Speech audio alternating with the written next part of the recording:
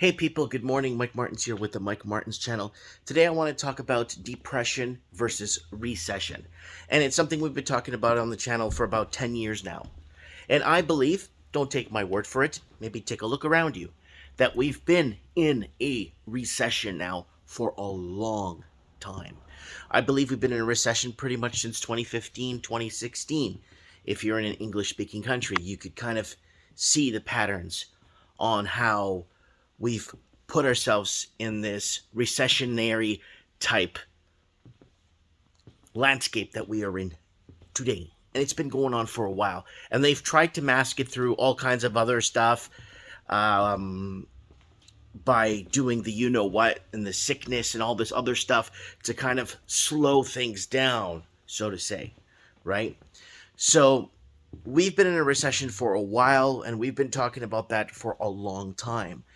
And a recession is more of a big economic span, multiple countries, multiple currencies, multiple, affecting more of the banking sector, affecting more of, people that bought at the wrong time, whether it's real estate or stocks or whatever, bonds or whatever you bought or whatever you invested in.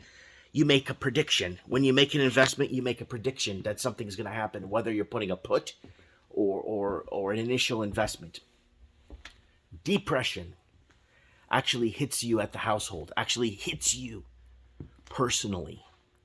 A depression is when, yes, it's economically driven, of course, but it's worse than a recession because it's hitting people that didn't invest in the stocks and bonds. It's hitting people that didn't buy real estate at the wrong time. It's hitting everybody. And a depression affects pretty much a good chunk of the Earth's population. Well, Mike, I'm in East Africa. I don't think a depression will hit me. Well, if you're not exporting X amount of raw material like you used to, it will affect you. Eventually, the domino will hit you. The domino will hit where you are, right?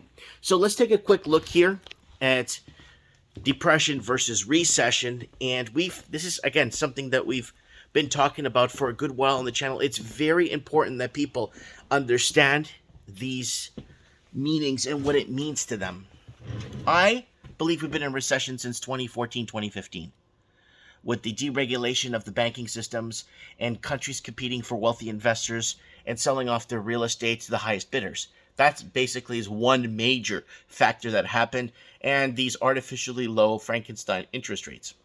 So let's go to Investopedia. A recession. So let's look at a recession, okay? Is a significant, pervasive, and precedent decline in economic activity. And economists measure recession's length from the prior expansion's peak to the downturn's trough, right? Recession may last as little as a few months, but the economic recovery to former peak could take years. I'm saying this one's going to take decades. An inverted yield curve, we talked about that on the channel. We had people talking about that. Has predicted the last 10 recessions, along with a couple that never materialized. Unemployment often remains high as well into economic recovery, so the early stages of a rebound can feel like a continuing recession for many. Now let's look at depression. A depression is characterized as a dramatic downturn in economic activity in conjunction with sharp fall in growth, employment, and production. So now it's hitting the people more directly because it's hitting employment and production. And there's more we could add to this, of course.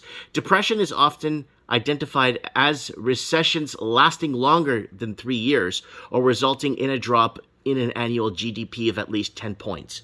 And we could honestly, if we were to put this together with when you want to subtract all the lying that's been told to us, it's a lot more, contracted a lot more than 10%, depending on what country you're in.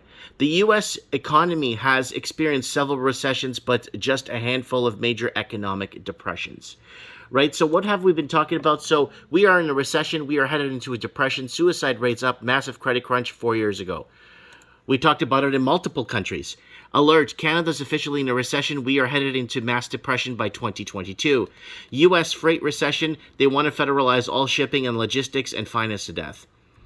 Australia household recession. This will lead to mass economic depression and inflation wars 2 years ago. And if you keep going, look, alert, we are in a recession.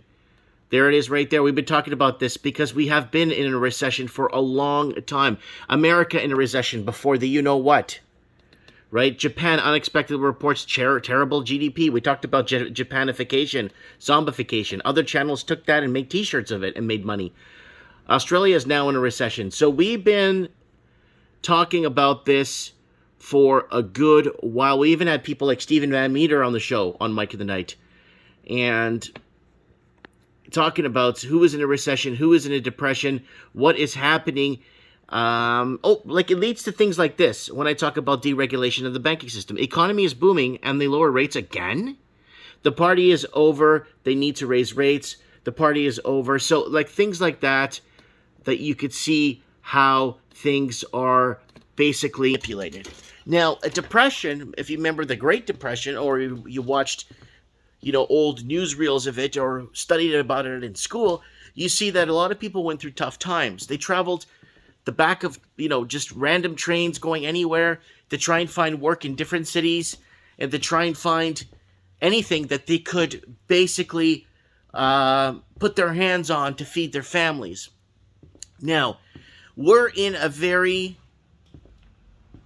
woke generation, and unfortunately, people haven't been protesting. There's been protests that have been really good and for the point and to wake up governments that there's no confidence in governments. The problem is a lot of places are still protesting bizarro crap that make no sense and not protesting the things that really matter and about putting food on people's table.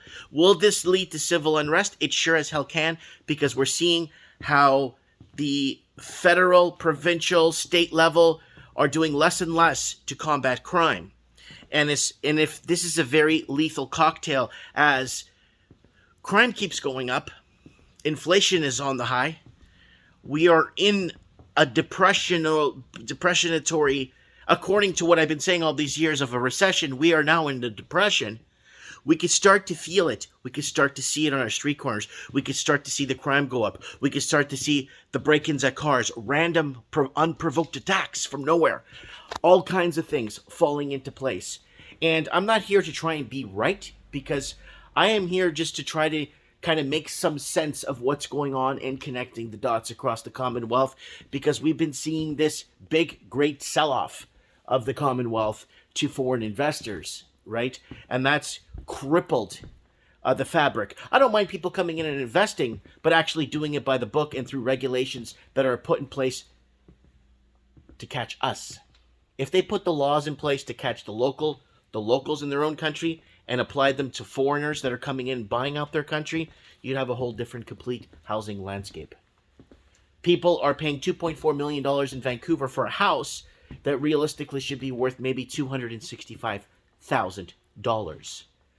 And if Canada and other countries fixed their immigration and actually did it like when I tried to live in the States, to make sure I'm not stealing a local's job, to make sure I'm not doing this, and actually did it in a way to protect their own citizens, you'd see a completely different landscape in the country, and it'd be more for the people and not more for the foreign money that was dumped into our shores. And now we have to live to regret this for I don't know how many more generations. Anyways, guys, let me know, have you been affected? Do you think we are, okay, question, are we in a recession?